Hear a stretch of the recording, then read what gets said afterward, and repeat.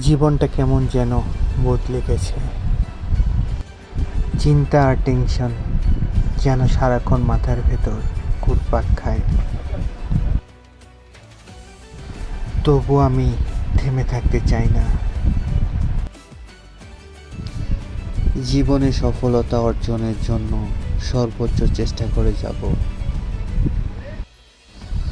মানুষের অপমান আর অবহেলা নয়, এবার নিজের সম্মান ও আত্মমর্যাদাকে গুরুত্ব দিতে চাই।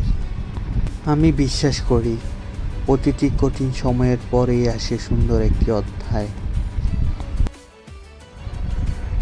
তাই নতুন করে স্বপ্ন দেখি,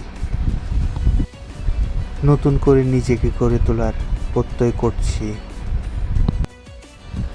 জীবনটাকে আবারও আলোকিত করব ইনশাআল্লাহ। আমার সবটুকু শক্তি, শ্রম ও চেষ্টা দিয়ে সামনে এগিয়ে যাব। আমার দৃঢ় বিশ্বাস আল্লাহ আমার জন্য অবশ্যই ভালো কিছু রেখেছেন।